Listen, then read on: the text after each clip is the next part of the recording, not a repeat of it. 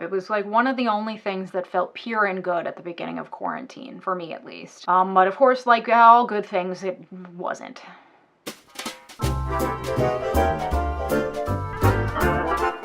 Hi, my name is Leija. I'm a real-life lawyer, and I'm on a mission to demystify the law and how it affects your everyday life. Today, let's talk about Bon Appetit. So if you're not aware, Bon Appetit is a food magazine that also has a YouTube presence that came under a lot of fire this summer for allegedly pretty toxic work environment, especially racially speaking. They kind of just fell off the map despite having 6 million followers on YouTube and quit posting videos for months. But then in October, they started posting videos again, and it still feels kind of gross. So let's talk about the extremely dramatic downfall of BA and how they're rebuilding, but also about workplace discrimination law and what actually happens when a place of employment is accused by its employees of discriminatory behavior. This is also related to a tweet or a piece of information that's been kind of floating around regarding the confirmation of Amy Coney Barrett. And while I am in no way interested in being a person who defends Amy Coney Barrett for anything that she stands for, I do think this specific criticism is misplaced. And I want to talk about that and the fact that basically the whole system is stacked against employees who come forward because of discrimination in the workplace. Let's talk about it. First though, let me give you the disclaimer that I'm a lawyer, but I am not your lawyer. Nothing that I say should be construed as legal advice. You should always seek the advice of a licensed attorney if you have any legal questions. Okay, so a little bit of background. It's a saga. There's a whole Business Insider article that I read that I'll link below that kind of lays out everything that happened over the last few months. But basically it's this. So Bon Appetit, it's a food magazine. They created a YouTube channel. They had a lot of really popular personalities on it that were making a lot of great videos. Those videos were getting millions and millions of views, some of them. They had over 6 million subscribers at one point. The different personalities on the YouTube channel were getting a lot of brand sponsors. Like, it was a thing that was blowing up. It was like one of the only things that felt pure and good at the beginning of quarantine, for me at least. But of course, like all good things, it wasn't.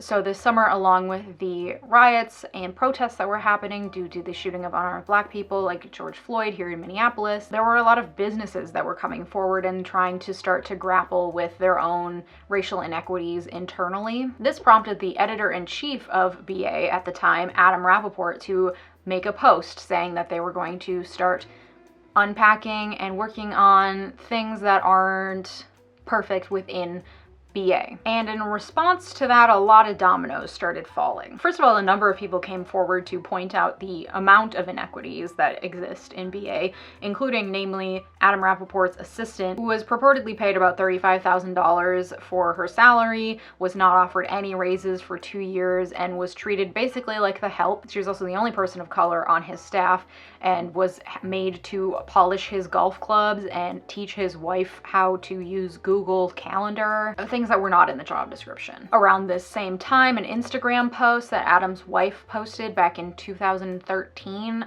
resurfaced.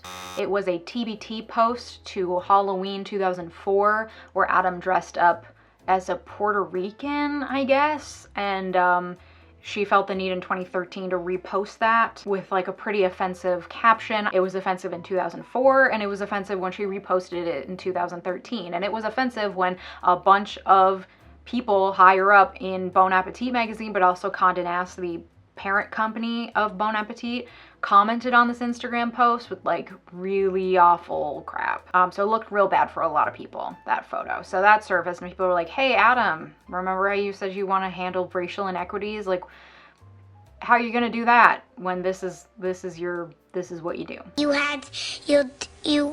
could. Anyway, so he resigned. Despite resigning and saying that he recognized that he had a lot to work on in himself, he also made a comment to Business Insider on the record that he wasn't wearing any face darkening makeup of any kind, which just is like further proof of A, how important his resignation was, and B, how little a person can learn if they don't try about things they do wrong. Like, brown face is so much more than just putting makeup on your face that's the wrong color, and it's just, he completely lost the point. So goodbye Adam. He stepped down back in June. See ya never. Then the lovely Sohla El-Waylly stepped forward. She was a member of the BA Test Kitchen and appeared frequently in videos, and she came forward and said that she was never paid to appear in any of those YouTube videos, while her white counterparts were. And then this snowballed, and a number of people like Carla and Molly came forward and said that they weren't going to appear in any more videos until people of color who worked and appeared in those videos were also compensated for their appearances. And let's pause here because I do want to point out that at this point, Bon Appetit was arguably one of the most popular, if not the most popular food YouTube channel on YouTube. They had over 6 million followers. They were getting hundreds of thousands, if not millions of views on every single video. And they were putting out a number of videos every week. And what you can make of ad revenue on a YouTube video depends a lot based on different factors, but based on those numbers, they were bringing in probably hundreds of thousands of dollars every month off that YouTube channel. A successful YouTube channel can be a cash cow, and at that time, Sohla wasn't receiving a penny for any of her services, and she was making about $50,000 a year. And she was basically being used as a prop for diversity in the background of these videos. Around the same time, tweets surfaced of a vice president at Condé Nast making weird jokes on Twitter about gay people. He was in charge of video at Condé Nast, meaning trickle down BA videos. He later resigned. So we're seeing people at really high levels of leadership who did really problematic things, which indicates a pretty toxic culture internally. Christina Che, who was also a prominent character in a number of videos, came forward and said she was never paid for anything. And a number of people alleged that there were racist vetting processes for bringing celebrities. There were a number of shows that brought celebrities on to do like cooking competitions with Carla and things like that, and the vetting process for which celebrities got to appear in those videos allegedly was also racist. People like Lizzo and Megan Thee Stallion were talked about and then turned down, which is absolutely idiotic because you know the number of people who would watch a cooking video featuring Lizzo and Carla. Are you kidding? Not only was it racist, it was also just like stupid from a business standpoint. All right, so this all comes out, and then a number of the people of color who were appearing in videos and not getting compensated were in contract negotiations with BA. And by August, 3 of them came forward and said that they were no longer going to be working with BA because those contract negotiations fell apart. That includes Priya Krishna, Rick Martinez, and Sohla El-Waylly. And what's pretty heinous is that Sohla, so she was making $50,000. She reportedly was offered $20,000 above that salary, so $70,000, which in terms of raises, sure, that's a lot of money. However, you'll remember BA is in New York where the cost of living is obscene. But also, from the outside at least, Bon Appetit was in no position to take a hardline stance with negotiations in this scenario. They were caught being racist. They are lucky she didn't try to sue them. She added a lot of value to their business. All they had to do was give her a solid raise. But then that $20,000 raise is even more of an insult when you consider the fact that Delany, Alex Delany, he was also called out a number of times for some racist internet posts that he made in his past, which, I mean, I don't mean to judge a book by this cover, but like, look at the guy. Of course, he did problematic shit in his past. Anyway, Delany came forward and actually disclosed what he was making. He was making $76,000 as a drinks editor, and of every single human being that appeared in videos in the Bon Appetit test kitchen, he was the only one that I was ever like, how'd he get on this? What's he bringing to the table? What skills does he have that gave him this position? What's he doing here? He was making 76. So Sohla, who actually offered like experience cooking advice and a background in the food industry, 50,000. Delany, 76. So when you consider that, and then they came forward and said, here's 20,000 more, it's kind of a slap in the face. So it's fully understandable why she would have walked away from that. So we lost Priya, we lost Rick, we lost Sohla.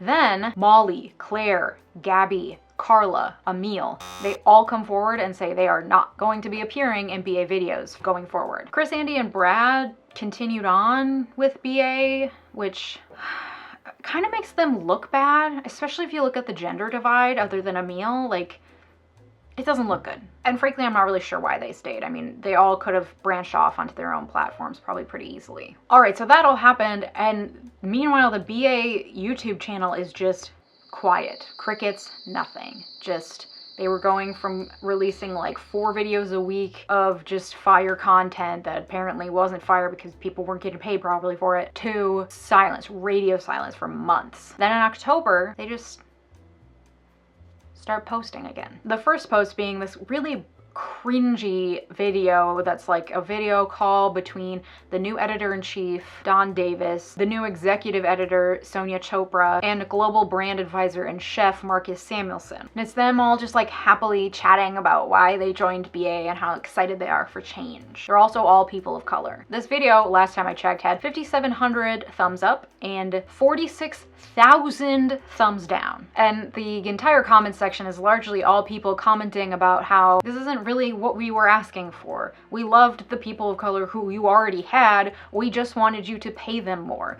not tokenize new people of color in a way that feels so fake and wrong that I can't even watch this. It feels disingenuous, it feels staged, and it's just kind of cringy. It didn't address anything in the way that I think a lot of fans wanted them to address things. It felt fake. And since that first video, they've begun to put out more and more videos, again with a noticeably more diverse cast of new characters. Though again, it's really hard for it not to feel like tokenism at this point. And I'm not here because I have any insight or answer as to how a company is supposed to bounce back after an implosion the size of what happened at BA. I don't have the answer to that, and I don't even know if companies like that should bounce back or not. Should they be taking up the space that they continue to take up? Should they have stepped back and acknowledged that they messed up and let someone else take up that space? Do we believe in redemption in this situation? Can they redeem themselves? Do they just have to walk the walk of diversity long enough for us to trust them again? Do they ever deserve our trust again? Do these new people of color deserve the stigma attached to how weird we feel about the fact that they're being tokenized? Is it my place as a white lady to be talking about any of this? I don't know. I don't have the answers. I don't know. I don't claim to. But my larger question in making this video is this: does the law even allow for businesses like Bon Appetit to redeem themselves after situations like what occurred this summer? Does the law allow them to properly acknowledge and grow from their mistakes in a way that reaches the level of morality and equity that doesn't feel cringy or steeped in tokenism? And here's what I mean. When a company is accused of workplace discrimination, their lawyers are going to tell them that whatever they do could be used against them in future litigation. So their response has to be calculated to not put them in a bad position for future litigation should an employee come forward to sue them for workplace discrimination. Meaning that admitting wrongdoing is not necessarily the best first step if you're a business and you're being accused of discriminatory conduct. So what's in the company's best legal interest and in the best interest of their bottom line sometimes doesn't necessarily line up with what's in their best PR interest or best moral interest or what people actually want to see from them as a response to wrongdoing. Because what I got from the comment section of that first BA video in October was that people just wanted them to acknowledge that they were wrong and pay the people they already had better. But it's possible that their lawyers internally told them that they couldn't do that because it could make them vulnerable to future litigation.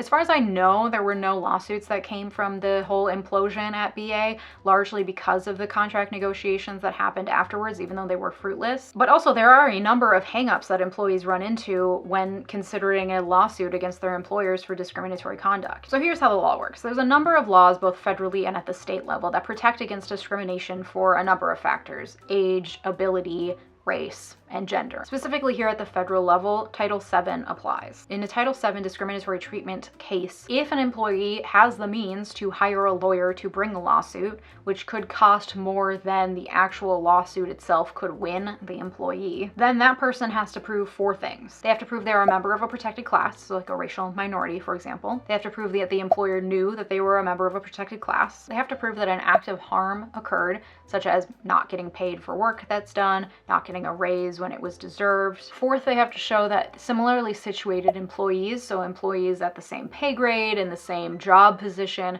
were treated differently than them or more favorably than them. Once the employee proves those 4 things, then the burden shifts to the employer to prove a legitimate, non-discriminatory reason for the negative treatment that the person experienced. And this is where things can get a little tricky because things like microaggressions are a little too nuanced for the law to get. Like if you think of the law, you gotta picture like a big, giant, like Jack and the Beanstalk, like giant is like stupid and it's slow and it doesn't understand nuance. That's the law in a lot of ways when it comes to a lot of things. Because the very nature of a microaggression is gaslighting, it's hard to prove that it's actually happening, especially in a court of law. So at this stage of the litigation, any number of reasons can be used to validate the disparate treatment of a person of color, for example. And some of those can be microaggressions, like saying that the person just didn't fit the culture, or pointing to a bad review that that person received, not taking into consideration the fact that the reviewer of that person could have biases baked in that made them give this person a bad review. And there are layers here that the law just doesn't get. So if an employer can point to, hey, this employee had this bad performance review, so us not paying her more was because of her actual job performance and was legitimate and was not because of her race, then the burden shifts back to the employee. So the employee's already proven these 4 things. The employer says, nah, actually, we had a good reason for it. Then the burden shifts back to the employee, and the employee has to say, well, that reason that they just gave you was just pretextual, meaning it was just a reason that they found to cover up the actual reason, which was racism, sexism, homophobia, whatever. And that's really hard to prove. How do you prove pretext?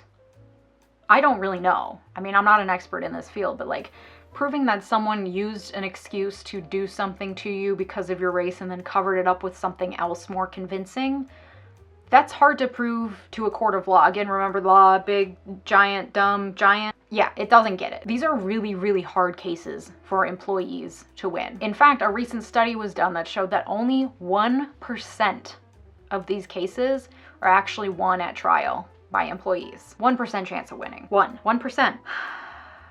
So a lot of these cases will settle before ever getting to the trial phase due to contract negotiations or settlement agreements. That's what almost happened in BA's case with Priya, Rick, and Sohla, but the contract negotiations just kind of failed. So as far as I know, they didn't get any sort of settlement out of this. They just moved on, because bringing litigation in these situations is such an expensive and uphill battle that it is rarely worth it. And that brings me back to this Amy Coney Barrett criticism that I've seen floating around a lot. This criticism was that she ruled that a single instance of the use of the N-word against an employee did not rise to the level of finding a hostile work environment. People are pointing to that and saying, she doesn't get it. She doesn't get that being called the N-word creates a hostile work environment, even if it just happens once. Anyone with a functioning brain cell could logically understand that being called the N-word even one time in a workplace setting is going to make the entire setting hostile going forward. I feel like that's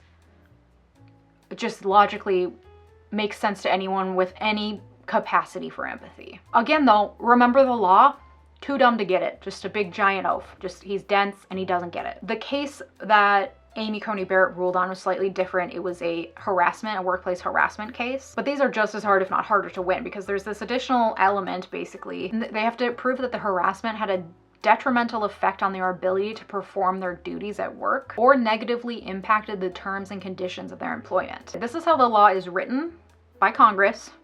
They wrote it, and then this has been interpreted by judges over a long history of precedent throughout a number of states and in many, many cases to mean that in order to prove a harassment claim, the employee has to show either a pervasive pattern of harassment or a single extreme severe instance of harassment in order to show a hostile work environment existed. In a single instance of name calling, even something as awful as the use of the N-word, doesn't cut it. A single instance of severe harassment usually requires it to be like literal assault. The level of severity is so high, and that's how it's been interpreted over and over again by judges. Amy Coney Barrett did not come up with this idea that the N-word is not enough to create a hostile work environment. The entire system created that idea. She was just applying the law the way everyone else was. There are many viable criticisms to lodge against Amy Coney Barrett. Certainly, this is not one of them. This is a criticism for the entire system and the law as written, because it's a system of laws written by politicians that are entrenched in capitalism and big business. They don't want to write employee-friendly laws. It goes against their best interests because it goes against their supporters' best interests. It's a bias that is impossible to ignore when you're writing laws that will affect the businesses that provide for you. And this is why we now have a system where only 1% of workplace discrimination and harassment claims are winnable at trial, and where toxic cultures like the one at Bon Appetit are able to fester long-term with very little checks or balances, and with little to no recourse for the people who are affected the most by that toxic environment, and then put themselves even further on the line by publicly calling it out. Happily, Sohla has moved on to what appear to be greener pastures. She has her own show now on the Babish Culinary Universe, for which I assume she's getting paid handsomely. I mean, she better be. Like, that bald motherfucker is not paying her properly, I swear to God. Priya also has appeared in videos from the New York Times and the Food Network, and I just saw a video pop up of Rick Martinez on Food 52. So it sounds like the three of them are spreading their wings and hopefully doing great things to come. I highly suggest, if you're as creeped out by everything that's gone down with BA over the past 4 months, to seek them out and support them separately. And I hope that people who were hurt by the toxic culture in BA are able to move forward and flourish despite how awful our laws have been for them and for them seeking justice. As far as Bon Appetit goes, what do you think? I'm at a loss, honestly. As far as redemption here, what would have been a better way for them to have moved forward? Are they doing their best in a really crappy situation? Should they have just shuttered everything and stepped down and sat down and let someone else take up the space? Is redemption possible, and should we sit back and watch and see if they walk the walk long enough to win our trust back? Could they ever win your trust back? Let me know in the comments down below, because I am really torn. I don't know if I should watch. Because at the same time, then the chefs that they've hired, obviously, I'm sure are extremely qualified individuals and probably have a lot of interesting things to say and shouldn't be punished because of the toxic culture that BA created before they came on board. I don't know, you guys. I don't know. I don't have the answers. That's why it's my question for you. What do you think? Comment down below. Thank you so much for watching. Please hit that thumbs up button if you found this video informational or entertaining, and hit subscribe if you want to hear more from me. Thanks so much. Have a good day. Goodbye. Hi, all you cool cats and kittens. This is too much. Oh well. Hi, my name's Leach. I'm a real-life lawyer, and I'm on a mission to Okay.